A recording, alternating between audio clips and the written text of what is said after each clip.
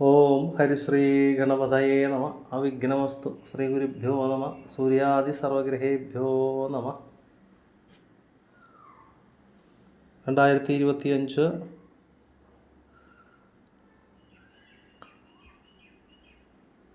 March മാസം 15-ാം തീയതി മുതൽ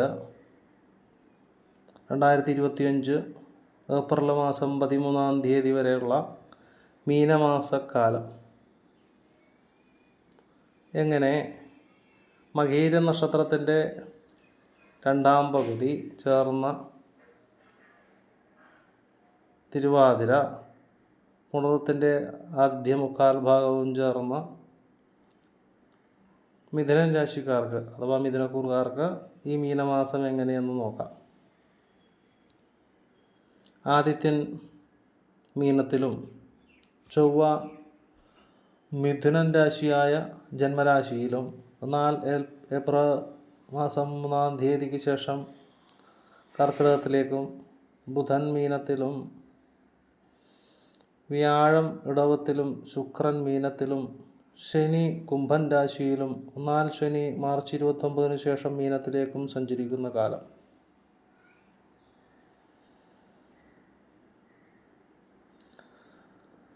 ജന്മരാശിയുടെ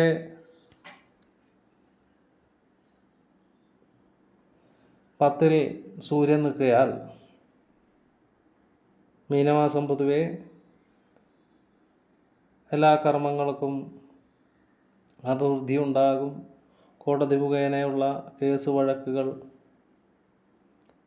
ഇവകൾക്ക് അനുകൂലമായ വിധി വന്നു ചേരുന്ന ഒരു കാലഘട്ടം കൂടിയാണ് മീനമാസം. മിഥുനൻ രാശിക്കാർക്ക് എല്ലായിടത്തും വിജയിക്കാൻ സാധിക്കും. പിതൃജനങ്ങളുടെ അനുഗ്രഹവും ഉണ്ടാകും. തൊഴിൽപരമായ ഉന്നതിയും ഉന്നത ഉദ്യോഗസ്ഥരിൽ നിന്നും ബഹുമതികളും നേടാൻ ഇടവരും.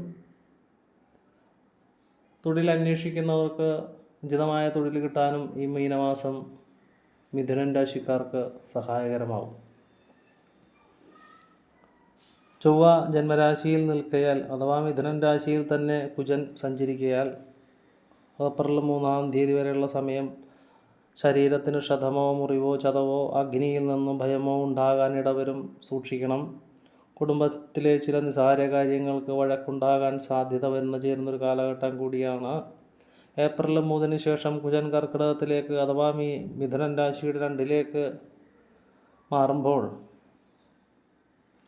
പൊതുവെ അനാവശ്യമായിട്ടുള്ള ചില കലഹങ്ങൾക്ക് ഇടവരാൻ സാധ്യതയുണ്ട്. ഭാര്യാഭർത്താക്കന്മാർ തമ്മിൽ ചെറിയ പിണക്കത്തിന് ഇടവരും. ചെറിയ ചെറിയ പരാധീനകൾ അപ്പോൾ തന്നെ പറഞ്ഞു തീർക്കുന്നതാണ് ഉചിതമെന്ന് പറഞ്ഞു വെക്കട്ടെ. കള്ളന്മാരിൽ നിന്ന് ഭയമുണ്ടാകാൻ ഇടവരുന്നൊരു കാലഘട്ടം കൂടിയാണ് മിഥുനൻ രാശിക്കാർക്ക് മീനമാസം എന്ന് പറഞ്ഞു വെക്കുന്നു. ബുധൻ 10-ൽ സഞ്ചരിക്കയാൽ വിദ്യയിൽ ഉന്നതി ഉണ്ടാവും. പഠിക്കുന്ന കുട്ടികൾക്ക് പഠിച്ച വിഷയങ്ങളെക്കുറിച്ച് ഓർമ്മശക്തി വർദ്ധിക്കാനും പഠന മികവും തെളിയിക്കാനും ഉതകുന്നൊരു മാസം കൂടിയാണ് മീനമാസം എന്ന് പറഞ്ഞു വെക്കട്ടെ. കീർത്തിയും യശസ്സും വർദ്ധിക്കും. സൗഖ്യങ്ങൾക്ക് വർധനമുണ്ടാകും. സ്ത്രീകൾ നിമിത്തമായിട്ടുള്ള സുഖവർധനവുകൾ വന്നു ചേരും. തൊഴിൽ മേഖലയിൽ അംഗീകാരങ്ങൾ ലഭിക്കും. ഉയർന്ന ഉദ്യോഗസ്ഥരിൽ നിന്നും പ്രശംസകൾ വന്നു ചേരാനിടവരും. തന്മൂലം കീർത്തിയും സമ്മാനങ്ങളും ബഹുമതികളും വന്നു ചേരാൻ ഇടവരുന്നൊരു കാലഘട്ടം കൂടിയാണ് മീനമാസം മിഥുനം രാശിക്കാർക്ക്. വ്യാഴം 12-ൽ നിൽക്കിയാൽ ധാരാളം യാത്രകളും ചെയ്യേണ്ടി വരുന്നൊരു കാലഘട്ടമാണ്. ധാരാളം യാത്രകൾ വരാം. കഠിനമായ ചില ദുഃഖങ്ങളും സന്താപങ്ങളും വന്നു ചേരാൻ സാധ്യത വരും. സന്താനങ്ങൾ മുഖേന ചില വിഷമങ്ങളും ഉണ്ടാകാൻ സാധ്യത വരുന്നൊരു കാലഘട്ടം കൂടിയാണ്. ധനപരമായി ചില കഷ്ടനഷ്ടങ്ങൾ ഉണ്ടാകാൻ ഇടവരും. കളത്ര സുഖം വന്നു ചേരാൻ ഇടവരും.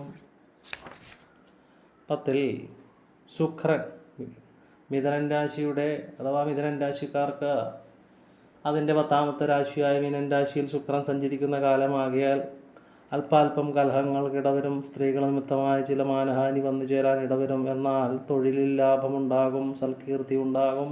ഭൂമി വാങ്ങാൻ ഇടവരും. കളത്ര സുഖം ലഭിക്കും. ധനപരമായ ചില നേട്ടങ്ങളുണ്ടാകും. വിശേഷ വസ്ത്രങ്ങൾ വന്നു ചേരാനും വിവാഹങ്ങൾ നോക്കുന്നവർക്ക് അനുയോജ്യമായ വിവാഹങ്ങൾ വന്നു ചേരാനും ഇടവരുന്നൊരു മാസം കൂടിയാണ് മീനമാസം എന്ന് പറഞ്ഞു വെക്കട്ടെ. പുതിയ ചില തൊഴിൽ ചെയ്യാൻ ഇടവരും. ബിസിനസ്സിൽ പുരോഗതി ഉണ്ടാവും. കൊടുക്കൽ വാങ്ങൽ ഇടപാടുകൾ നടത്തുന്നവർക്കും പ്രത്യേകിച്ച് വസ്ത്രവ്യാപാരികൾക്കും പൊതുവെ ഗുണകരമായ ഒരു കാലഘട്ടം കൂടിയാണ് ഈ മീനമാസം എന്ന് പറഞ്ഞു വെക്കട്ടെ. ധാരാളം സുഗന്ധദ്രവ്യങ്ങളും സൗന്ദര്യ വസ്തുക്കളും വാങ്ങാൻ ഇടവരും. മണിയറ അലങ്കരിക്കും. സ്വന്തം കിടപ്പുമുറി അലങ്കരിക്കാനും കിടപ്പുമുറി മോഡിഫിക്കേഷൻ ചെയ്യാനും ഒക്കെ ഇടവരുന്നൊരു കാലഘട്ടം കൂടിയാണ് ഈ മീനമാസം മിഥുനം രാശിക്കാർക്ക്. എന്നാൽ ചില സ്നേഹങ്ങൾ നിമിത്തം ദുഃഖങ്ങൾ അനുഭവിക്കേണ്ടി വരുന്ന ഒരു മാസം കൂടിയാണ് മീനമാസം എന്ന് പറഞ്ഞു വെക്കട്ടെ. ചില കവിതാക്കൾക്കൊക്കെ സ്നേഹം നിമിത്തമുള്ള ചില ദുഃഖങ്ങൾ, എന്നെ വേണ്ടുന്ന പോലെ പരിഗണിക്കണില്ല എന്നുള്ള ചില പരിഭവങ്ങളും പരാധീനതകളും ഈ മീനമാസം മിഥുനം രാശിക്കാർക്ക് ഉണ്ടാവാനിടവരും എന്ന് പറഞ്ഞു വെക്കട്ടെ. ഉണ്ടാകുന്നതായ ചില രസക്കുറവുകൾ, രസച്ചേർച്ചകളൊക്കെ അപ്പോൾ പറഞ്ഞ് ആ പരാതികളൊക്കെ പരിഭവിക്കുന്നത് നല്ലതായിരിക്കുമെന്ന് പറഞ്ഞു വെക്കട്ടെ. ശനി 9-ൽ സഞ്ചരിക്കയാൽ സന്താനങ്ങൾക്ക് ദുഃഖമുണ്ടാവും. കലഹങ്ങൾ വന്നു ചേരാം. മതപരമായ ചില ആചാരങ്ങൾക്ക് തടസ്സങ്ങൾ, ദേവാലയങ്ങളിൽ ദർശനം നടത്തുന്നതായ വ്യക്തികൾക്കൊക്കെ അല്ലെങ്കിൽ ദേവാലയ ദർശനങ്ങളൊക്കെ നടത്തുന്ന വ്യക്തികൾക്കൊക്കെ ചിലപ്പോൾ അതിനൊക്കെ തടസ്സം പോകാൻ പറ്റാതെ വരിക ഇത്യാദി കാര്യങ്ങളും. എന്നാൽ മാർച്ച് 29-ന് ശേഷം ശനി മിഥുനം രാശിയുടെ 10-ൽ കണ്ടകനായി കുടികൊള്ളുകയാണ് അന്നേ ദിവസം മുതൽ. അപ്പോൾ അല്പാൽപ്പം ചെറിയ വിഷമാവസ്ഥകൾ ഉണ്ടാവുമെങ്കിലും ചില കാര്യങ്ങളിൽ നേട്ടങ്ങളും വന്നു തരാൻ സാധ്യത വരും. 10-ലെ ശനി കണ്ടകനാണെങ്കിൽ കൂടിയും തൊഴിൽപരമായ ചില തൊഴിൽ മാറ്റങ്ങളും തൊഴിൽ സംബന്ധമായ ചില ഉന്നതികളുമൊക്കെ വന്നു ചേരാം. ഗൃഹനിർമ്മാണങ്ങൾ തുടങ്ങിവെക്കും. യാത്രാക്ലേശം വന്നു ചേരും. വീട് വിട്ടുള്ള താമസം ചിലപ്പോൾ മീനമാസം അനുഭവിക്കേണ്ടി വന്നേക്കാം. വീട് വിട്ട് നിൽക്കുന്നതിൻ്റെതായ ചില ക്ലേശാനുഭവങ്ങളൊക്കെ വന്നു ചേരാനിട വരുന്നൊരു കാലഘട്ടം കൂടിയാണ് എന്ന് പറഞ്ഞു വെക്കട്ടെ. വിവാഹം നടക്കുന്നൊരു കാലഘട്ടം കൂടിയാണ് കണ്ടകശനി കാലഘട്ടം. ധനപരമായ ലാഭങ്ങളുണ്ടാകുമെങ്കിലും ധനം വന്നു ചേരുന്നതോടൊപ്പം തന്നെ തതുല്യമായ അതിന് ചില ചിലവുകളും വർദ്ധിക്കുന്നൊരു കാലഘട്ടം കൂടിയാണ്. ഈ പറഞ്ഞു വെച്ചതെല്ലാം ഗോചരഫലങ്ങളാണെന്ന് മനസ്സിലാക്കുക. ജാതകത്തിൽ ഗ്രഹങ്ങൾക്ക് ഉചിതമായ സ്ഥാനങ്ങളും ആ നിൽക്കുന്ന ഗ്രഹങ്ങൾക്ക് ബലവും ബലാബലങ്ങളും ഒക്കെ ഉണ്ടെങ്കിൽ ചില ദുരിതാനുഭവങ്ങൾ നമ്മളിൽ നിന്നും മാറി സർവൈശ്വര്യം വന്നു ചേരുന്നതാണ്.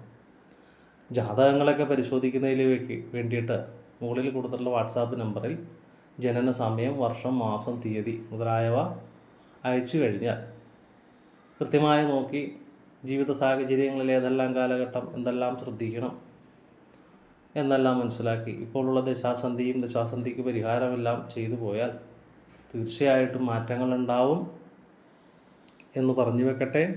എല്ലാവർക്കും സർവൈശ്വര്യങ്ങളും സർവേശ്വരൻ നൽകട്ടെ എന്ന് പ്രാർത്ഥിക്കുന്നു. നമസ്കാരം.